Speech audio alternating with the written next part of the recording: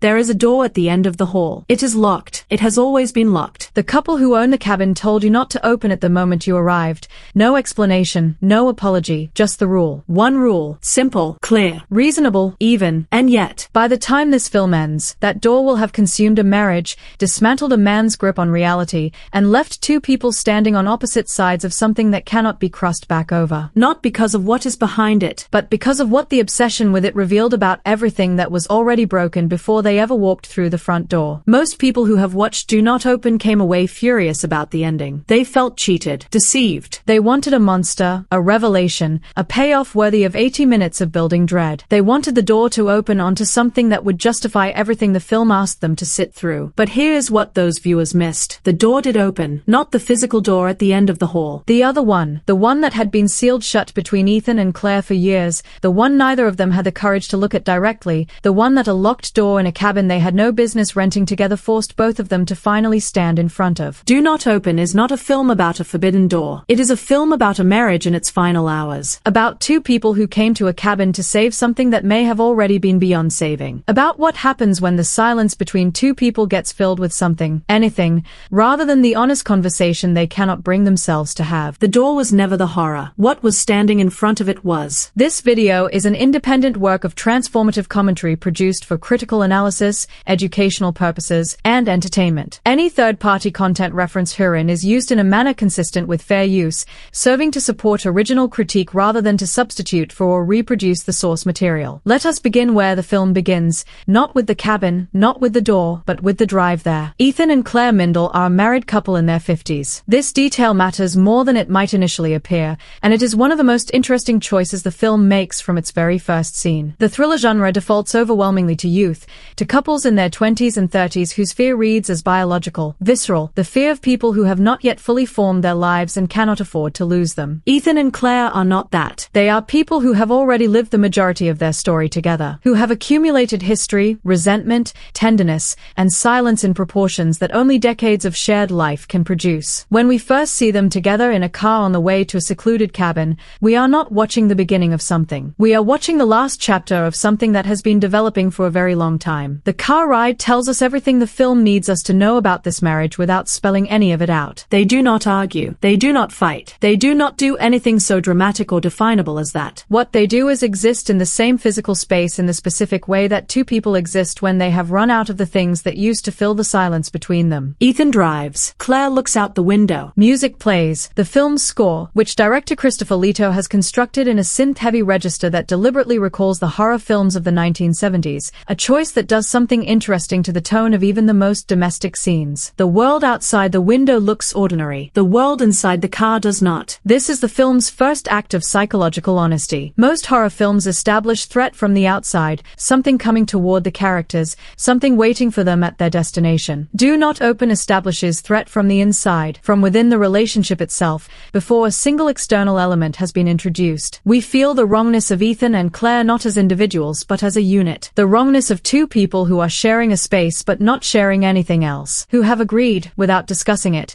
to come to this place and try something. Though what exactly they are trying and whether either of them believes it will work is a question neither of them appears ready to ask out loud. When they arrive at the cabin, the first thing that strikes you is how appropriate it is as a setting. Isolated, beautiful in the cold, indifferent way that wilderness is always beautiful. The kind of place people go when they want to strip away all the noise and distractions of their regular lives and face whatever remains. Which is, of course, precisely the problem for Ethan and Claire. Stripping away the noise and distractions of their regular life is the last thing either of them actually wants. The noise and distractions are what have been holding this marriage together. Take them away, put these two people in a cabin in the woods with nothing but each other and their accumulated silence, and you have not created the conditions for reconciliation. You have created the conditions for whatever has been refusing to surface to finally come up. The cabin is managed by a housekeeper, Ricky Garcia's character, referred to in the credits simply as housekeeping, which is itself a small, interesting choice by the screenplay. hallway. He is not given a name. He is not given a backstory. He is a function rather than a person, and the function he serves in this film is singular and precise. He is the one who delivers the rule. The door at the end of the hall. Do not open it. No explanation accompanies this instruction. No softening, no contextualizing, no story about what happened to the last people who disregarded it. Just the rule itself, stated plainly, and then a retreat to ordinary hospitality. How the kitchen works, where the spare blankets are kept, the Wi-Fi password. And then he is gone, and Ethan and Claire are alone in the cabin with each other and the rule. Here is what the film understands about human psychology that lesser thrillers in this genre consistently miss. The rule is not what creates the obsession. The silence is. Ethan's fixation on the door does not begin because the door is inherently compelling. It begins because the door gives him somewhere to put his attention that is not his wife. Because a locked door at the end of a hallway is a problem he can think about, a mystery he can engage with, a thing that demands his mental energy in a way that is far preferable to the alternative,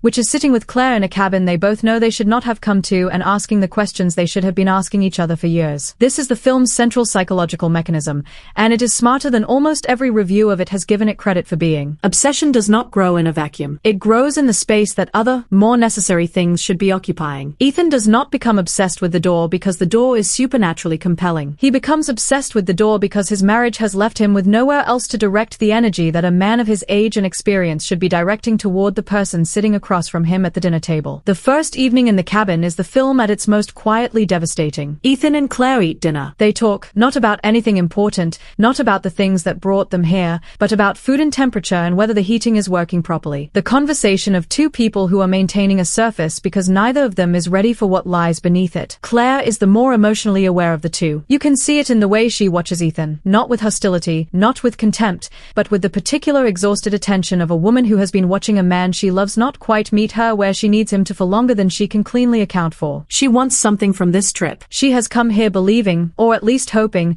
that something can still be salvaged. She is not certain of this. But she is here, which is itself a form of faith. Ethan wants something too. He is simply less honest with himself about what it is. Because what Ethan wants, on the deepest level that the film eventually surfaces, is not to save his marriage. What Ethan wants is to understand what is behind the door. And the substitution of one desire for another, the replacement of the terrifying intimacy of genuine reconciliation with the safer, more contained fascination of a locked door, is something that happens so gradually and so naturally in this film that by the time you notice it fully, it has already consumed him. That first night, Ethan hears something, not a dramatic sound, not the crash of something overturned or the unmistakable noise of someone moving in a space where no one should be. Something quieter than that, a whisper, the specific acoustic quality of a sound that lands just below the threshold of certainty. You heard something, but you cannot be entirely sure you heard something, and the uncertainty is its own kind of torment. He lies in bed beside Claire and listens. Claire is asleep. Or appearing to be asleep. The film is careful not to confirm which. And Ethan stares at the ceiling in the dark and feels the cabin settle around him and knows, with a particular certainty of someone whose subconscious has already committed to a destination that his rational mind has not yet approved, exactly where the sound came from. The door at the end of the hall. He does not get up. Not that first night. Not because he is rational enough to resist, but because the marriage is still present enough, still ambient enough, to hold him in bed. Claire's breathing beside him is still an anchor. Still a thing that matters more than the sound. But the anchor is weakening. And the door is calling. The next morning brings the first real confrontation between Ethan and Claire, not about the door, not yet, but about something smaller and more honest that the door has already begun to orbit. Ethan is distracted in a way he cannot explain and will not try to. Claire notices it with the sensitivity of a woman who has been attuned to this man's moods for decades and knows the difference between the distraction of stress and the distraction of avoidance. She asks if he is all right. He says he is fine. And in that small exchange, 3 words, the most dishonest 3 words in the English language, deployed by a man who is already disappearing into something she cannot see, the film quietly marks the moment when the marriage begins to lose him. This is the architecture of what Do Not Open is actually building. Not a haunted house story. Not a supernatural thriller in the conventional sense. A portrait of a marriage approaching the edge of something irreversible, with a locked door standing in as the physical manifestation of everything inside Ethan that has been locked away from his wife, possibly for the entire duration of their relationship, possibly long before that. His secrets, his fears, his inability to be fully present with another person, his preference for the mystery he can control over the intimacy he cannot. The door at the end of the hall is Ethan. It is the part of him that Claire has never been allowed to reach. The part that exists in the locked room of his interior life where no one has ever been given a key. She just does not know it yet. And neither, quite, does he. By the second day, he has walked past the door 3 times. Not stopping, not touching the handle. Just walking past it with the studied casualness of someone performing performing unconcerned to an audience of one, himself. Each time he passes, the camera does something subtle and effective with its framing, pushing in almost imperceptibly so that by the third pass the door occupies slightly more of the screen than it did the first time. The visual language of encroachment. Of something growing larger in a person's perceptual field without their conscious awareness. On the third pass he stops. His hand goes to the handle. And then Claire calls his name from the other room and his hand drops and he walks away. But the door has him now. It just has not finished taking him yet. There is a particular kind of silence that only exists between two people who have stopped telling each other the truth. It is not the comfortable silence of familiarity, the easy quiet of two people who have spent enough time together that they no longer need to fill every moment with words. That silence is warm. That silence is a form of intimacy. What exists between Ethan and Claire in this cabin is its opposite. It is the silence of two people who have things to say and have made the mutual, unspoken decision not to say them. Who move around each other in the kitchen and the living room and the small shared spaces of this borrowed life with the careful choreography of people who know exactly where the landmines are buried and have agreed, without discussion, to keep walking around them. By day 3, the cabin has stopped feeling like a retreat. It has started feeling like a test, and neither Ethan nor Claire is entirely sure they are passing it. The film uses this period, the second and third days of their stay, to do something that distinguishes it from the standard template of its genre. Most horror films accelerate at this point. Having established the threat, they begin delivering on it. Sounds get louder, shadows get more definite, the protagonist gets pulled toward the source of the dread with increasing velocity until the confrontation becomes inevitable. Do Not Open does the opposite. It slows down. It pulls back. It lingers in the domestic texture of Ethan and Claire's days together with a patience that some viewers experience as frustration and that the film actually earns as a deliberate choice, because what it is doing in these slow, quiet scenes is building the case for why the door matters. Not as a supernatural object, as a psychological one. We watch them make coffee. We watch Claire read on the porch while Ethan sits inside, his eyes drifting toward the hallway even when he is not moving toward it. We watch them attempt a conversation about their son, a brief, careful exchange that contains in its few sentences the entire compressed history of a marriage that has been communicating in shorthand for so long that the shorthand has become the language. We watch Ethan laugh at something Claire says and for a moment, just a moment, something opens up between them. A glimpse of what they might still be to each other. And then it closes again, as quickly as it opened, because neither of them knows how to hold it, and Ethan's eyes go back to the hallway, and Claire watches them go and does not say anything about it. This is the film doing its most precise and underappreciated work. Because what we are watching in these domestic scenes is not filler. We are watching a marriage demonstrate its own dysfunction in real time. We are watching two people who genuinely love each other, and the film is careful to establish that this love is real, that it is not a performance or a habit or a convenience, fail each other through the particular failure mode of people who love each other but cannot bridge the distance that has grown between them. The distance that was probably always there. That existed even in the good years, even in the years when the marriage felt strong, as a kind of underlying structure. Ethan on one side of a wall he built around himself long before Claire ever met him,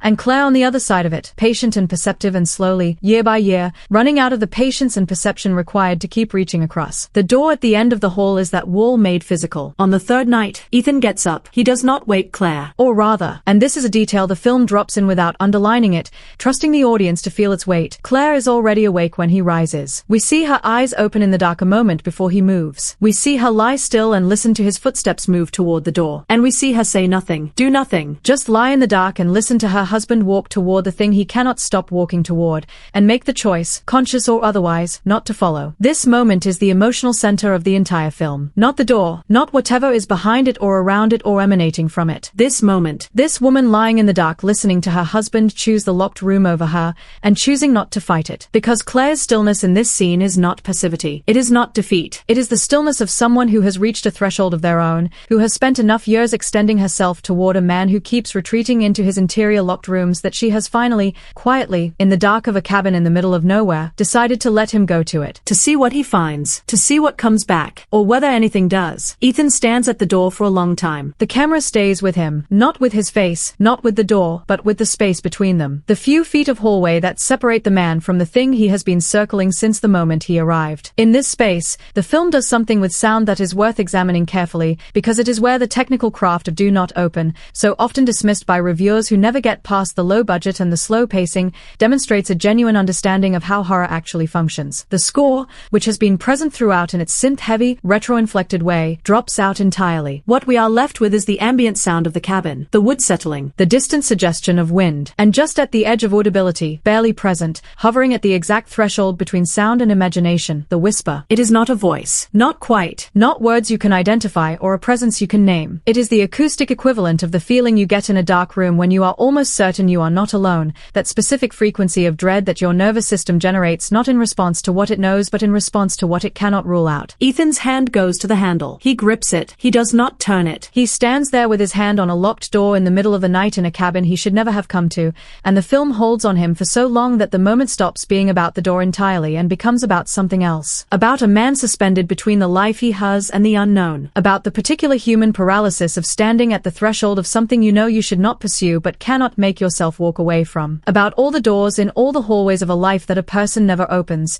not out of wisdom or restraint, but out of the specific cowardice of preferring the mystery to the answer. He lets go. He walks back to bed. Claire closes her eyes before he reaches the room. Neither of them speaks. The next morning, the film shifts into what might be called its middle gear, a register of quiet escalation that the screenplay handles with a restraint that is either the production's greatest strength or its most polarizing quality, depending entirely on what you go to horror films for. The whispers continue. Objects in the cabin begin to move, not dramatically, not in the sweeping, theatrical way of mainstream horror, but in the modest, deniable way of things that might simply have been misplaced. A glass on the wrong side of the counter, a book open to a page neither of them remembers reaching. The kind of occurrences that are just possible enough to explain rationally and just frequent enough that the rational explanation starts to feel like something you are working too hard to maintain. Ethan notices all of it, catalogues it, carries it in his body as a low-grade agitation that expresses itself in the ways that suppressed anxiety always eventually expresses itself, in irritability, in distraction, in the increasing difficulty of being present for the person beside him who is trying, with diminishing hope, to reach him. Claire notices him noticing. This is important, because Claire's awareness of Ethan's obsession is not simply passive. She is not just watching him disappear and cataloguing it with sad resignation. She is responding to it, adapting to it, making choices about how much of herself to invest in a person who is investing less and less of himself in her with every hour that passes. The dynamic between them during this middle section of the film is one of the most psychologically precise portraits of a marriage under strain that this genre has produced in years, which is a statement that will surprise everyone who watched this film primarily for its horror elements and found it wanting. The horror of Do Not Open, at its best, is entirely relational. It lives in the space between two people, and that space is getting wider. There is a scene midway through the film, the dinner table scene, which several reviewers have cited as evidence of the film's weakness without recognizing it as evidence of its intention, where Ethan and Claire attempt to have the conversation. Not about the door. The conversation, the one they came here to have, the one about the marriage and what has happened to it and whether anything can be done. Claire initiates it with the careful, practiced courage of a woman who has been rehearsing this moment for longer than she would admit. She talks about feeling alone, about the way Ethan disappears inside himself, about the distance that has grown between them and her inability to find the bridge back across it. Ethan listens, or appears to listen, but the camera, positioned slightly behind Claire's shoulder, shows us Ethan's eye line moving over her shoulder toward the hallway as she speaks. Not dramatically. Not with the exaggerated distraction of a cartoon villain who cannot disguise his obsession. Subtly. The way a person's attention drifts when something else is taking up more of their mental bandwidth than the thing in front of them. And the film lets this run for long enough that the implication becomes undeniable. Ethan is in this conversation physically. But the part of him that Claire most needs to reach is already standing at the door. This is the marriage dying in real time. Not with argument or infidelity or any of the conventional mechanisms through which cinematic marriages collapse, but with a husband whose interior life has found a new object of obsession and is quietly, irrevocably rerouting itself away from his wife. The door is winning. Claire is losing. And neither of them has yet named what is happening. When Claire finishes speaking, Ethan says he hears her, that he understands, that he is here, he is present, they will work through this together. All the right words, delivered with the convincing warmth of a man who genuinely means them on the surface level. But Claire looks at him across the dinner table and she knows, not about the door specifically, not yet, but about the withdrawal, about the thing that has taken her husband's attention and is holding it somewhere she cannot follow. She clears the plates. She says nothing else. Later that night, when Ethan rises again, as she knew he would, as he has to now, as the pattern has established itself with the grim inevitability of a behavior that has passed the point of choice into compulsion,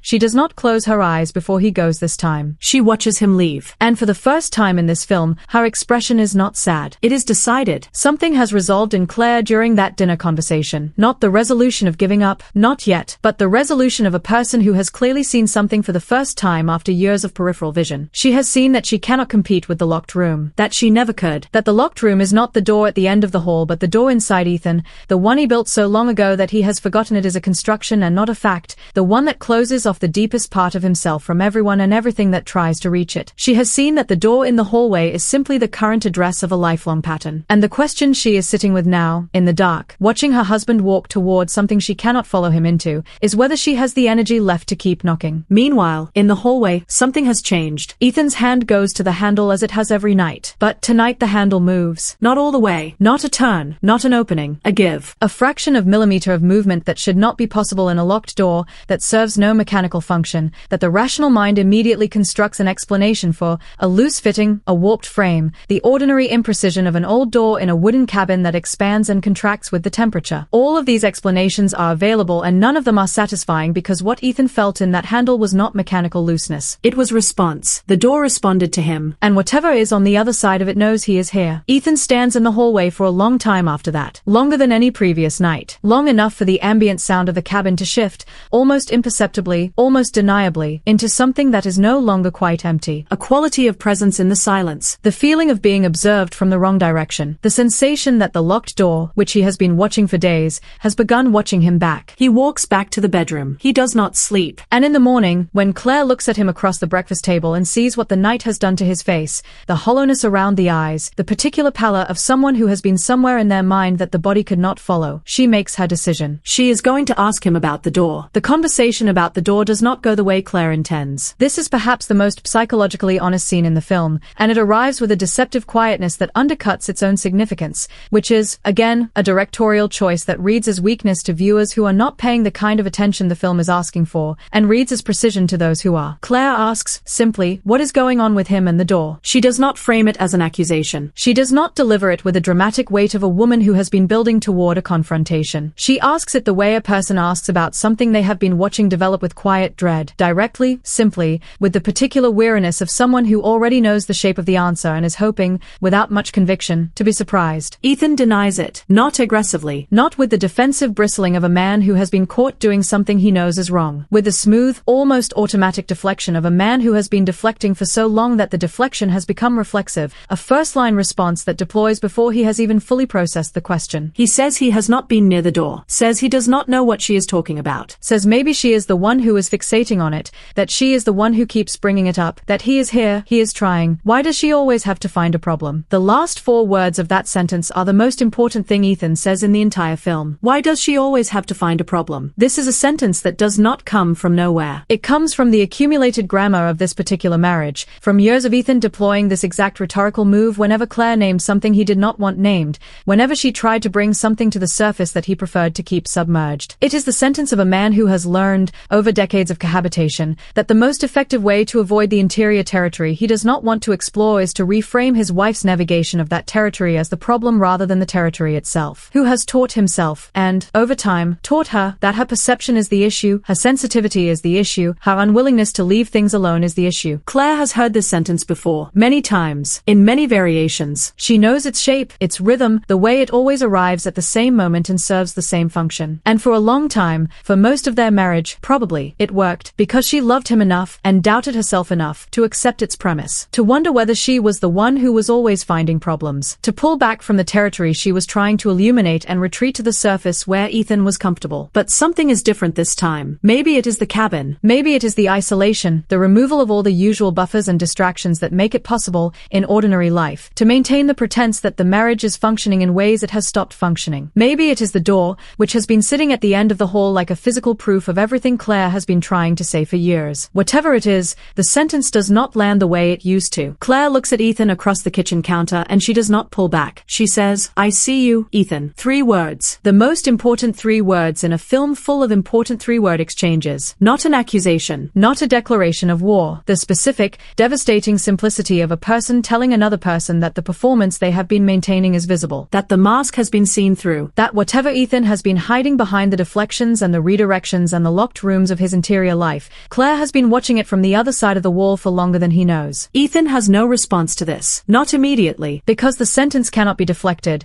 It contains no accusation to deny, no problem to reframe, nothing to turn back on her. It is simply a statement of perception, and the only way to respond to it honestly would be to acknowledge what has been perceived. Which is precisely what Ethan cannot do. He leaves the kitchen, goes outside, sits on the porch in the cold air and stares at the tree line and does the thing he has been doing his entire adult life when emotional territory becomes too exposed. He retreats into his head, into the distance, into the space between himself and the people he loves that he has always maintained as a kind of insurance policy against the vulnerability of of being fully known. And the door, back inside the cabin, waits. This is the point in the film where the supernatural and the psychological become fully and deliberately indistinguishable. Because what happens next? The escalation of the door's presence in Ethan's experience, the intensification of the whispers, the shadows that move with increasing definition, the objects that displace themselves with increasing frequency, can be read two ways simultaneously, and the film earns both readings entirely. Reading 1. The door contains something genuinely supernatural, something that has been contained in that room and that responds to proximity,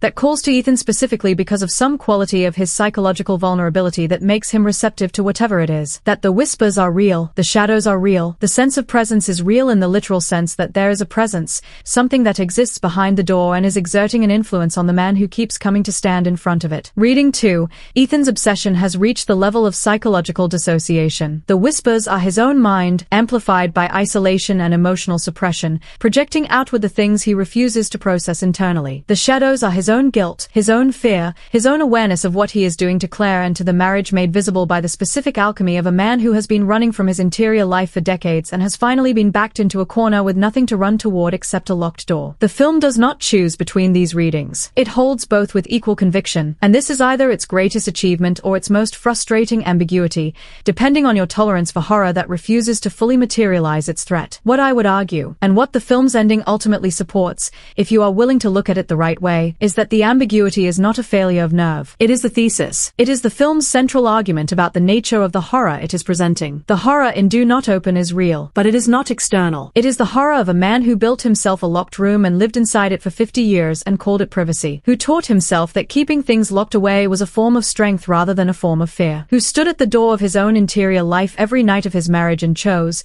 reliably and repeatedly, not to turn the handle, and who has now arrived in a place where that choice has been made physical, where the locked room he has always carried inside himself is standing in front of him in an actual hallway, and the question the film is really asking is not what is behind the door. The question is whether Ethan will finally open it. Not the door in the hall, the one he built himself. On day 4, the marriage enters its acute phase. The argument that Ethan and Claire have been avoiding since they arrived finally breaks through the surface. Not cleanly, not productively, not with the cathartic release of two people finally saying the things they have been withholding, but with the messy, exhausting ugliness of a fight that has been building for years and has finally found its ignition point in the worst possible environment, at the worst possible time, with the worst possible architecture around it. It begins with something trivial. It always does. A comment about plans for the day, a tone that carries more edge than the words themselves warrant, a response that escalates the edge rather than absorbing it. Within minutes they are not talking about plans for the day. They are talking about everything else, the years, the distance, the locked rooms, the ways in which both of them have failed each other with the specific failures that are unique to their particular dynamic. Claire is articulate in this fight in the way that people who have been rehearsing an argument for years are articulate, clear, specific, direct,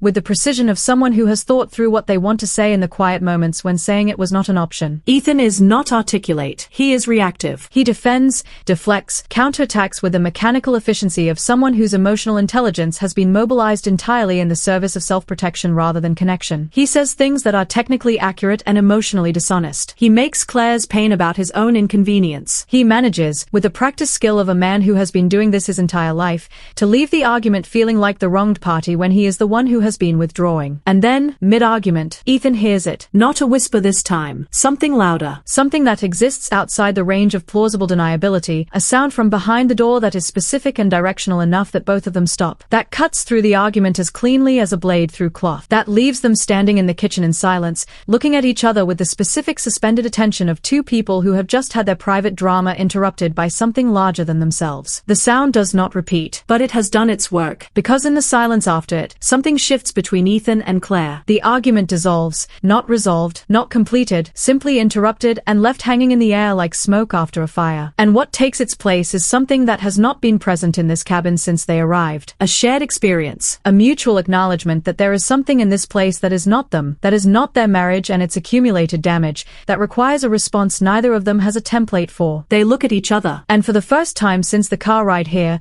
they are both in the same room in the same moment feeling the same thing. Fear. Not of each other, not of the marriage and its implications, of the door. And it is in this moment, this terrible, intimate moment of shared fear, that the film delivers its quietest and most devastating observation about what it means to be two people who have loved each other for a long time. Sometimes the only thing that can bring a marriage back to the same page is something outside it. Sometimes the thing that has been separating two people gets temporarily suspended not by the hard work of reconciliation passion but by a common threat that is bigger than the distance between them. Claire reaches for Ethan's hand. He takes it, and they stand together in the kitchen of a borrowed cabin at the end of a hallway where something has just made a sound that they cannot explain, and they are, for this moment, entirely together. It will not last, but it happened, And the door, at the end of the hall, is still waiting. Fear is a strange kind of glue. It holds people together in the short term with a grip that nothing else quite matches, stronger than affection, stronger than habit, stronger even than the accumulated intimacy of decades. Two people who have been drifting apart for years can be snapped back into proximity by a single shared moment of genuine terror with an efficiency that no amount of couples therapy or weekend retreats could replicate. The nervous system does not distinguish between the fear of losing someone and the fear of something outside both of you. It simply registers the threat and pulls the closest available body toward it. This is what happens between Ethan and Claire in the hours after the sound. They move through the remainder of that day with the careful, tentative tenderness of two people who have been reminded,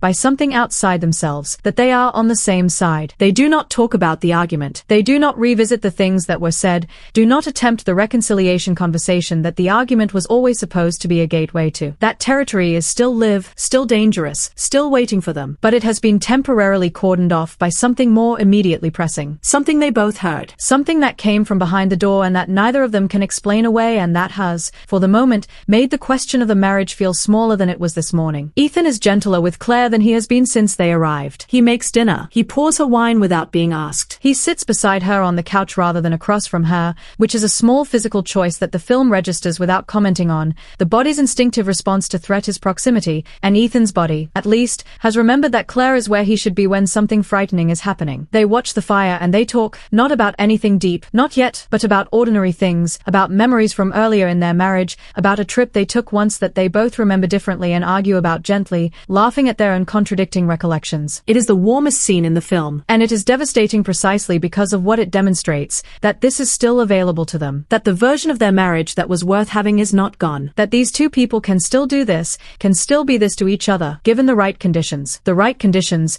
in this case, being a supernatural threat at the end of the hall. Which is its own kind of indictment. What the film is saying in this scene, with the particular cruelty of a story that understands human behavior at a level its genre rarely aspires to, is that Ethan and Claire needed something external to frighten them back into each other. That the work of staying connected, the daily, unglamorous, non-optional work of choosing your partner over the locked rooms of your own interior life, was not enough to keep them together. That it took a sound from behind a door they cannot explain to remind them that they are, at the end of everything, two people who reached for each other once and still can. This is both hopeful and terrible. The film holds both registers simultaneously without releasing either. They go to bed that night closer than they have been in years. Physically close, which in the language of this film, where physical proximity has been a consistent marker of emotional state, means something. Claire falls asleep quickly, with the specific exhausted relief of a woman whose nervous system has been running at high capacity for days and has finally found enough safety to rest. Ethan lies awake. Not because of the door this time, or not only because of the door, but because of what he said during the argument. The specific things he said, the deflections and the redirections and the why does she always have to find a problem, the things that he heard coming out of his own mouth and recognized, with the clarity that fear sometimes grants, as the sounds of a man defending a wall that is costing him more than it is protecting him. He lies in the dark and he thinks about the wall, about when he built it, about the version of himself who decided, at some point early enough in his life that the decision feels almost preconscious, that the safest way to exist was to keep the most essential parts of himself behind a locked door. Not just from Claire, from everyone. From his parents, his friends, the world in general. A man who learned early that vulnerability was dangerous and built his personality around that lesson so comprehensively that the wall became invisible to him, not a structure he maintained but a fact of his nature. The door at the end of the hall found him because he was already carrying one. He closes his eyes, tries to sleep, cannot. And then the whisper comes, louder than it has ever been before. Loud enough that there is no ambiguity this time, no room for the rational mind to file it under structural settling or wind through the eaves. It is a voice, or something that functions like a voice, not words, or not quite words, but the acoustic shape of communication. Something that knows his name in a register below the range of language. Something that is, without question, behind the door. Ethan sits up in bed. Claire does not stir. He looks at her sleeping face for a long moment. In the dim light of the cabin bedroom, with the fire reduced to embers and the night pressing against the windows, her face is the most familiar thing in his world. The face he has been watching for decades, in sleep and in waking, in joy and in anger and in all the ordinary states between. The face that has been trying to reach him for years across the distance he constructed. The face that said, simply and devastatingly, "I see you, Ethan," and survived the denial that followed. He looks at her, and he gets up. This is the moment the film has been building toward. reward from its opening frame. Not the eventual confrontation with the door that is still coming, still waiting in its locked room for the moment of maximum psychological readiness. This is the moment when Ethan makes a choice that is entirely conscious, entirely deliberate, entirely aware of what it means. He does not sleepwalk toward the door. He does not move in the dissociated fugue of a man under supernatural compulsion whose agency has been overridden by an external force. He gets up, he looks at his sleeping wife, and he chooses the door over her, freely, knowingly, with full understanding of what he is choosing. This is the film's darkest beat, darker than anything that happens at the door itself. Because the horror of this moment is not supernatural. It is the horror of watching a person choose their own locked room over the person who loves them, at the very moment when the case for choosing differently has never been stronger. After the argument, after the shared fear, after the evening on the couch with the fire and the wine and the gentle laughter about a trip they both remember differently. After all of that, the intimacy won back, the tenderness temporarily restored, the glimpse of what they could still be, Ethan gets up and walks toward the door. Because the wall is stronger than the marriage. Because it has always been stronger than the marriage. Because the wall was there first. He walks down the hallway. The score has dropped away again, replaced by that specific ambient silence that the film has been using throughout as its primary sonic instrument of dread. But the silence tonight is different, fuller, more inhabited. The quality of air in the hallway has changed, not in any way that a camera can directly show, but in a way that the film conveys through the cumulative weight of everything that has come before this moment. We have been trained, across 4 days of whispers and shadows and displaced objects, to feel the presence behind the door without needing to see it. And so when Ethan reaches the door tonight, the space around it carries a charge that his previous visits did not. His hand goes to the handle. And the handle turns. Not all the way. Not enough to open the door. But enough. A full, unmistakable, mechanically impossible rotation of a handle on a door that was locked, enough to confirm what Ethan has been feeling since the first night. That whatever is on the other side of this door is not simply a room. That the lock was never fully keeping whatever is inside it from coming out. That the real function of the lock was not to keep something in. It was to keep Ethan from going in before he was ready. He stands there with the handle turned in his hand and the door fractionally ajar, a sliver of darkness visible in the gap between the frame and the door, and the whisper comes again from directly the other side. Close enough now that it resolves, almost, into something like words. Something like a name. Something like a question that has been waiting for him for longer than he has been in this cabin. Longer, perhaps, than he has been married to Claire. He pushes the door. It opens an inch. And then from behind him, from the bedroom at the other end of the hallway, Claire says his name. Not loudly. Not with alarm or accusation or the dramatic urgency of a woman who has woken to find her husband doing something terrible. Quietly. Just his name, in the tone of someone who is awake and has been awake and knows exactly what is happening and is making one final, quiet offer of an alternative. Ethan. He stands with his hand on the open door. 1 inch of darkness in front of him. His wife's voice behind him. The whisper still present, still calling, still waiting with the infinite patience of something that has been patient for a very long time and can wait a little longer. He turns around. He looks at Claire standing at the end of the hallway in the dim light. And she looks at him. The film holds this image, husband and wife at opposite ends of a hallway, a locked door open an inch between the man and the darkness, the woman standing still with her arms at her sides and her face saying nothing, for long enough that it stops being a scene and becomes a portrait. The portrait of a marriage at its fulcrum. The portrait of a man standing between the two things his life has come down to, the locked room he built to survive in, and the woman who has been asking him to leave it for as long as he can remember. Ethan closes the door. He walks toward Claire. She does not move toward him. She waits, not coldly, not as a test, but with the stillness of a woman who has walked enough of this distance herself over the years and has nothing left in her that wants to do it again. If he comes to her, he comes under his own power, under his own choice, without her pulling him. He reaches her. He stops. He looks at her face and she looks at his. And something passes between them, not words, not yet, but the specific exchange of two people who have arrived at the same understanding simultaneously and are standing in it together. They go back to bed. The door at the end of the hall stays closed, but it is no longer locked. And what that means, what has changed in the physics of this story now that the door has been opened an inch and closed again, is something that the cabin holds around them for the remainder of that night with the particular quality of a breath held, of a situation that has moved past the point of containment but has not yet decided what form its conclusion will take. Ethan does not sleep. Claire does not sleep either. In the morning, whatever has been building in this cabin for 5 days is going to have to resolve. One way or another, the door knows it, and so do they. Morning arrives in the cabin the way morning arrives after any night that has changed something, not dramatically, not with the clean break of a before and after, but with a particular quality of light through windows that looks the same as it always has and illuminates a space that is irrevocably different from the space it was yesterday. Ethan is already up when Claire wakes. She finds him in the kitchen, sitting at the table with coffee he has not been drinking, staring at nothing in particular with the expression of a man who has spent the night somewhere his face has not quite returned from. He looks exhausted. Not the ordinary exhaustion of poor sleep, the deeper exhaustion of someone who has been doing interior work that the waking life does not have adequate vocabulary for. The kind of exhaustion that happens when you spend 8 hours dismantling something you built so long ago you forgot it was a construction. Claire sits across from him. She does not ask how he slept. She does not fill the silence with the protective small talk that has been their default mode since they arrived. She simply sits there and waits, with the patience of a woman who has decided, somewhere in the dark of the previous night, that she is done doing the work of keeping the surface intact. That if something is going to happen between them today, if this trip is going to mean anything beyond 5 days in a cabin that neither of them particularly wanted to be in, it is going to require Ethan to bring it. For a long moment he says nothing, and then he begins to talk. Not about the door. Not initially. He talks about something older than the door, something that predates this cabin and this marriage and possibly even his relationship with Claire. He talks about being a child in a house where the rule, unspoken, never stated directly, but as pervasive and governing as any law, was that certain things were not discussed. That certain rooms of the emotional house were kept locked. That the people around him operated according to a code of surface maintenance that presented normalcy to the world while the interior quietly accumulated everything that normalcy required to be suppressed. He grew up in a house full of locked doors. He learned that locked doors were simply how houses worked. That the question of what was behind them was not a question you asked. That asking was the problem, not the locking. Claire listens, does not interrupt, does not reach for his hand or fill the pauses with the reassuring sounds of a person managing someone else's disclosure. She simply receives it, which is, the film quietly demonstrates, exactly what Ethan has always needed her to do and has never trusted her enough to allow. He talks about the marriage, about the specific ways in which the architecture of his childhood,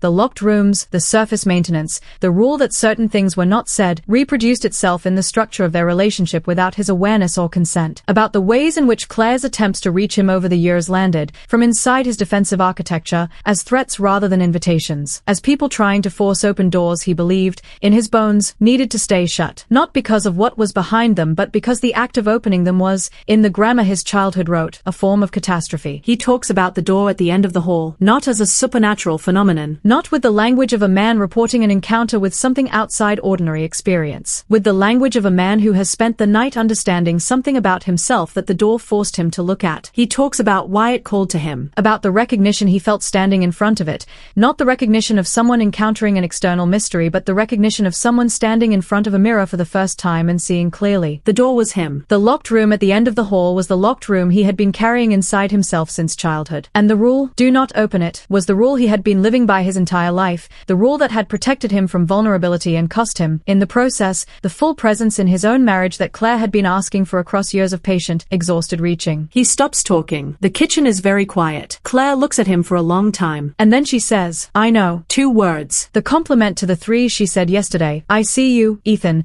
now completed with the acknowledgement that what she saw was not a surprise. That she has known, in the way that people who love each other for long enough come to know things that have never been directly stated, that this was the shape of the problem. That the man across the table from her has always been living in a house full of locked rooms. That she married a locked door. That she loved him anyway. And that loving him anyway, without his awareness or participation, has cost her more than she has ever told him. She tells him now, not with anger. The time for anger was yesterday, in the argument, and the argument burned through most of what was combustible in their situation. What remains after the fire is something quieter and in some ways more difficult to sit with than anger, the chloride assessment of 2 people in their 50s looking at a marriage that has survived on the strength of one person's accommodation of another person's absence. Claire has been the one doing the work. 4 years. Decades. The invisible work of maintaining connection with a man who was not fully available for it, of interpreting his withdrawal as temporary rather than structural, of investing in a relationship that was returning less than she was putting in and choosing, again and again, to invest anyway because she loved him and because the alternative, saying clearly what she saw, naming the locked rooms, refusing to accept surface maintenance as a substitute for genuine intimacy, felt too dangerous. Too much like forcing a door she was afraid of what lay behind. She says all of this, quietly, without theater, with the specific authority of a person speaking from a clarity they have earned rather than stumbled into. And Ethan receives it in the same way she received what he said, without deflecting, without redirecting,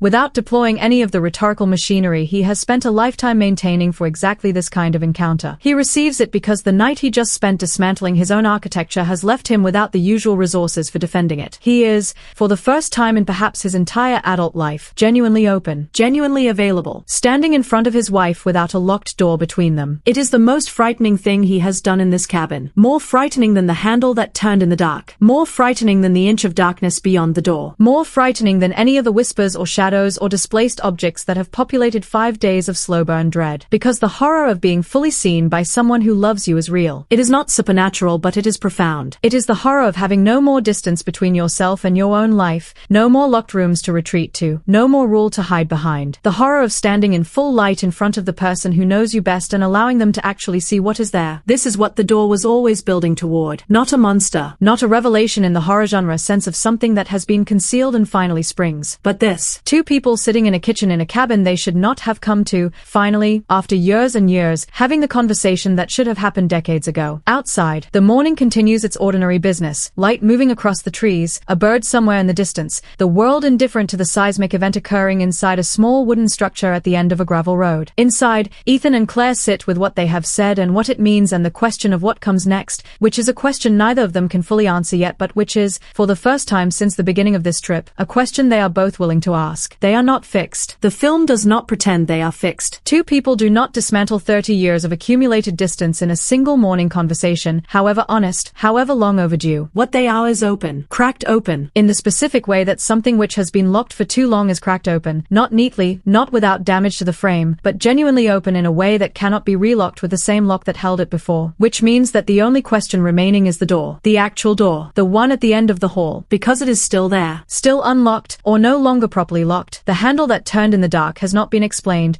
The whispers have not been accounted for. The 5 days of supernatural intrusion into their stay have not resolved themselves simply because the human story that was their mirror has moved toward resolution. Whatever is behind the door exists independently of Ethan's psychological state. Or appears to. Or, and this is the ambiguity the film maintains to its very last frame, is entirely a function of Ethan's psychological state and will resolve when he does. They look at each other across the kitchen table. They have been avoiding the door for 5 days. They have spent 5 days being avoided by everything they should have been saying to each other. Both of those avoidances are over now. Claire stands up, extends her hand. Ethan looks at it for a moment, her hand held out to him, the most ordinary and the most extraordinary gesture available in this situation, and takes it. They walk down the hallway together. They stand in front of the door together. And Ethan reaches for the handle. There is a moment just before a door opens when the world holds its breath. Not metaphorically, physically. The air in a room changes in the instant before something irreversible happens. Pressure shifts, temperature alters in ways too subtle for conscious measurement but not too subtle for the body,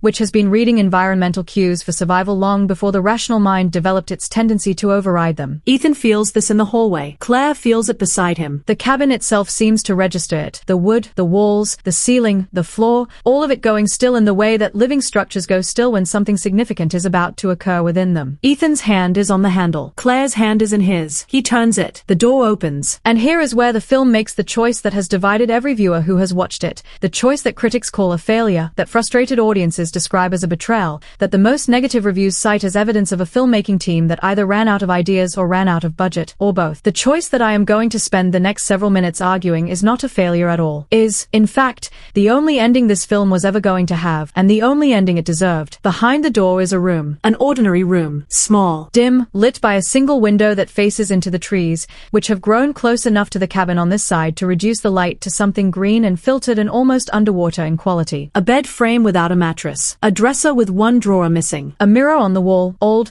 the silver backing beginning to mottle and separate from the glass in the way that old mirrors do, so that the reflection it throws back is imperfect, fragmentary, the reflected faces looking slightly different from the faces doing the reflecting. No monster. No supernatural entity coiled in the corner. No evidence of violence or ritual or any of the genre-specific revelations that the architecture of a slow-burn horror film conventionally promises. No smoke machine, as the Letterboxd review memorably and somewhat unfairly described it. Just a room. Just a small, dim, ordinary room that smells of age and disuse and the particular smell of spaces that have been closed for a long time. Ethan and Claire stand in the doorway and look at it. And the whisper, which has been present in varying degrees of intensity since the first night they arrived, resolves itself, finally, completely, unmistakably, into something that is not quite a voice but that both of them hear with the same clarity, in the same moment, in the same register. It says, look. One word, or the shape of one word. Or the impression, delivered directly to the nervous system without passing through the ears, of a directive so simple and so ancient that it barely requires language to convey. Look. Not at the room. Not at the mirror. Not at any specific object in the space. Just look. The instruction to attend. To be present. To bring the full weight of your consciousness to bear on what is in front of you rather than retreating into the locked rooms of your own construction. Ethan looks, not at the room. At the mirror. And in the imperfect, mottled, fragmentary surface of a mirror that has been hanging in a locked room for longer than either of them has been alive, he he sees himself clearly. Perhaps for the first time. Not the version of himself that he has been presenting to the world for 50 years,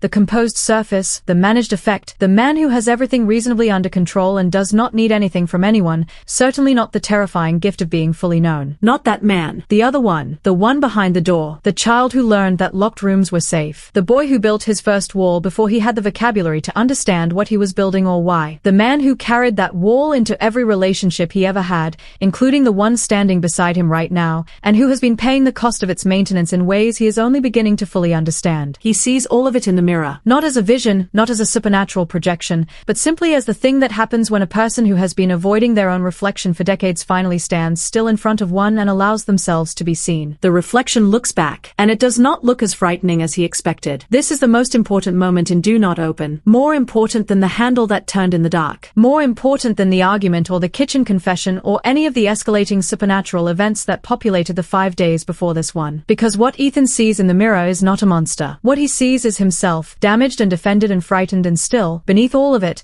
the person who reached for Claire's hand when she held it out to him in the kitchen 20 minutes ago. The person who turned around when she said his name in the hallway. The person who, at every critical moment in these 5 days, chose her when it finally came down to it. He is not the locked door. He built a locked door. There is a difference. And in the mirror of this small, dim, ordinary room at the end of the hall, in the imperfect reflection of a man standing in a space he should never have been afraid to enter, that difference becomes visible for the first time. Claire is standing beside him. She is looking at the mirror too. And what she sees is both of them, herself and Ethan, side by side in a reflected image that the mottled glass renders imperfectly, fragmentarily, the way all long marriages are imperfect and fragmentary, never quite the clean, complete thing you imagined when you began. She sees 20-some years of a relationship that has had locked rooms in it, that has operated on the unspoken rule that certain things were not discussed, that has survived on the strength of her patience and his construction without either of those things ever being fully named. She sees the cost of it. She sees the cost of him. She sees herself in the glass and she looks tired in a way that has nothing to do with the night she has spent awake in this cabin. But she also sees him turning toward her. She sees him here, present, in the room with her rather than at the door of a room he will not enter. And the version of Ethan that is standing beside her in this reflection is more fully present than any version of him she has seen in years, cracked open by 5 days of a locked door doing what locked doors in the right conditions always eventually do,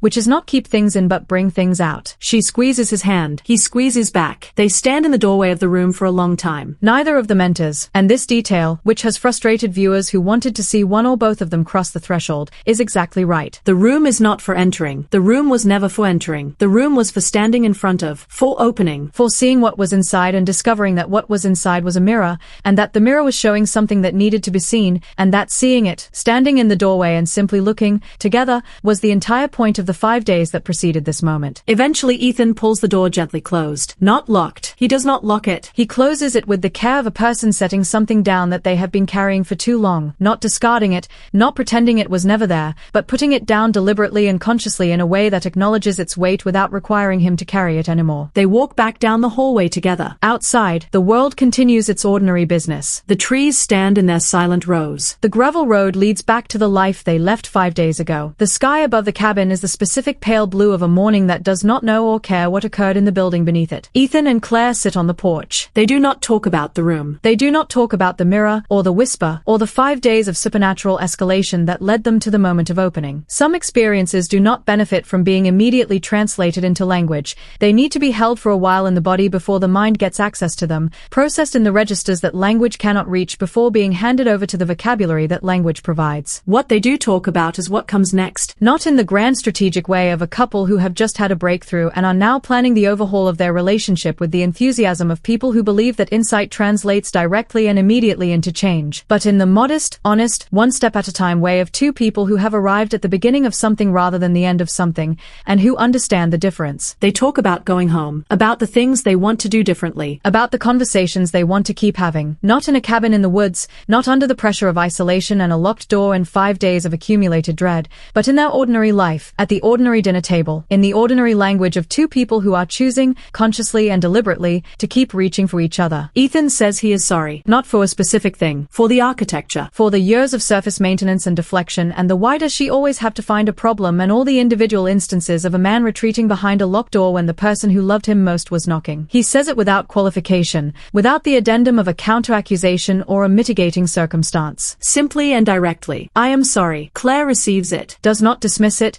does not immediately absolve it, does not say it is fine when it is not entirely fine. She says, I know you are. And then she says, I need you to stay out here this time. Out here, not behind the door. Out here, in the unprotected territory of an ordinary life shared with another person. In the exposure and the vulnerability and the daily, unglamorous, non-optional work of choosing connection over construction. Out here where things can hurt you, where love can hurt you, where intimacy can hurt you, where the full presence of another person in your life is both the greatest gift and the greatest risk available to a human being. Ethan says, I know. He means it. Whether he can sustain it, whether the patterns of 50 years of locked-door living can be genuinely altered by 5 days in a cabin and a mirror in an empty room, is a question the film does not answer. Because that is not a question a film can answer. That is a question that gets answered in kitchens and at dinner tables and in the small hours of ordinary nights across the years that follow, and the film wisely refuses to pretend it can show us any of that. What it can show us is this: a man and a woman on a porch in the morning, after 5 days of a slow-burn horror that turned out to be about them all along, holding hands and talking about going home. And the cabin behind them, with the door at the end of the hall closed but no longer locked, settling around its own emptiness in the morning light. The housekeeper arrives mid-morning to check on them. He moves through the space with the practiced invisibility of someone paid to be present without being noticed,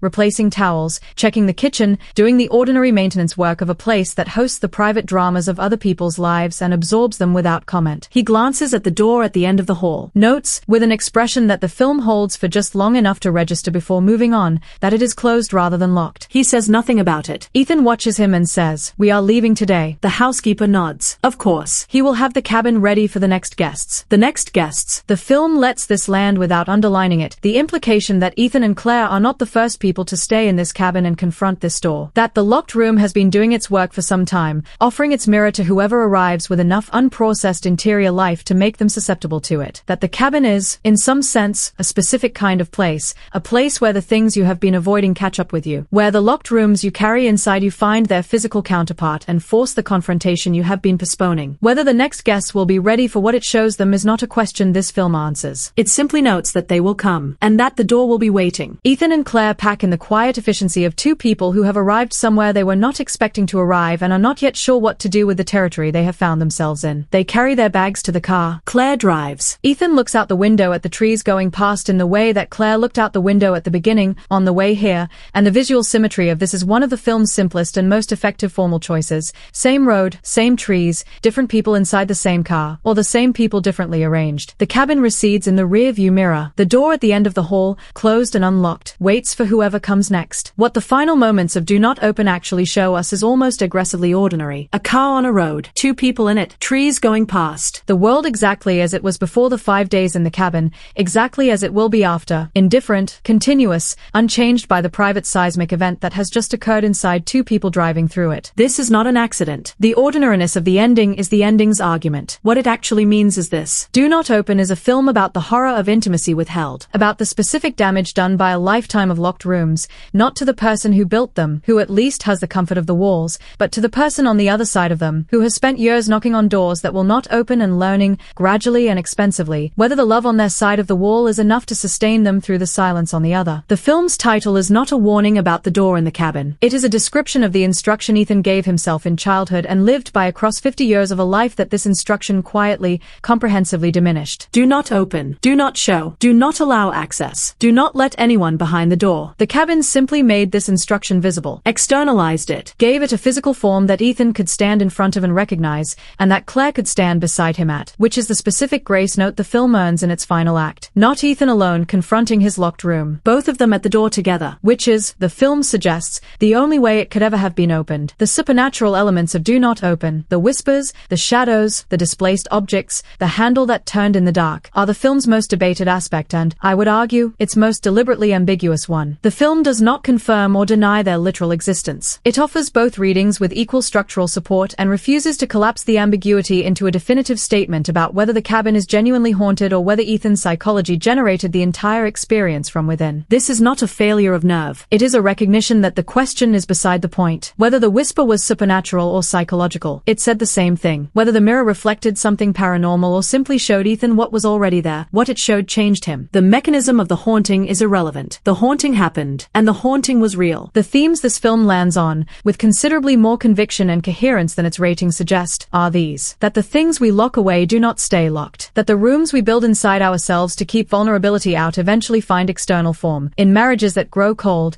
in relationships that maintain surface at the expense of depth, in the specific and recognizable loneliness of two people sharing a life from behind their respective walls. That the rule do not open is the rule that every locked room person applies to themselves and enforces, unconsciously, on everyone who tries to reach them. And that the horror of finally opening, of standing in the doorway and looking at the mirror and seeing what has been behind the door all along, is real and is worth the cost, because what is behind the door is never the monster you feared. It is you, and you are survivable. That the most frightening thing you can do is let someone see you. And that the most necessary. The verdict on Do Not Open as a film is this. The story works. Its premise is contained and its execution is committed, and within the constraints of a micro-budget production shot almost entirely in a single location, director Christopher Leto demonstrates a genuine understanding of what slow-burn horror is supposed to do and why, which is to use the mechanics of dread to access emotional territory that would be too raw to approach directly. The film is not trying to frighten you with a monster. It is trying to frighten you with recognition. With the specific dread of watching a dynamic you may have lived,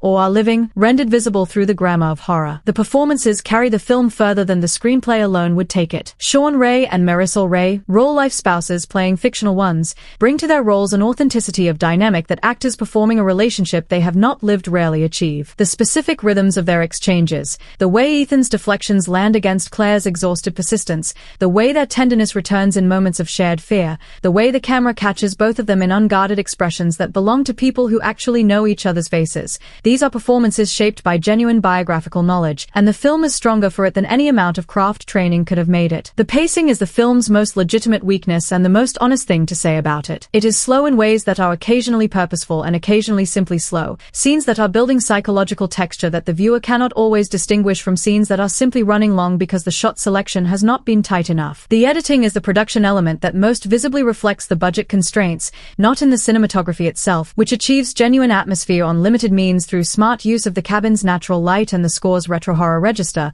but in the rhythm of individual scenes, some of which would benefit from a cut that a more resourced post-production might have found. The score by Chris Dale deserves specific mention as a genuine creative achievement, synth-heavy, deliberately anachronistic. It creates an atmosphere that the visual production alone could not have sustained and that consistently elevates the film above what it would be without it. The ending, which has been the source of nearly all the frustration expressed in reviews and audience reactions, is the right ending. I recognize this is a minority position, but the film earns it fully, not through the door, not through any conventional horror revelation, but through the 5 days of psychological groundwork it lays before the door ever opens. The mirror in the empty room is not a disappointment. It is the answer to a question the film has been asking since its opening frame. The question was never what is behind the door. The question was always who built it. Who should watch this film? Viewers who have patience for horror that operates at the frequency of the interior rather than the external, who find the architecture of a damaged relationship as genuinely frightening as any monster, who appreciated the restrained psychological dread of the lodge or the claustrophobic intimacy of Caveat and are willing to follow a film into the locked rooms of its characters' psychology even when those rooms turn out to contain nothing more and nothing less than the characters themselves. Do Not Open will frustrate viewers who need their horror to deliver on its genre promises in the conventional sense. It will reward viewers who understand that the most effective horror is the kind that shows you something about yourself. This is that kind of film. Imperfect, under-resourced, occasionally its own worst enemy in terms of pacing and editing, but honest, genuinely, uncomfortably, productively honest about the things that happen inside relationships when the locked rooms multiply and the distance grows and two people who love each other run out of the language to bridge it. Some doors take years to open. Some of them take a cabin in the woods, a housekeeper with a rule, and 5 nights of whispers in the dark before the person who needed to turn the handle finally does. And what is behind them, when they finally open, is never what you feared. It is only you, standing in a mirror, finally looking.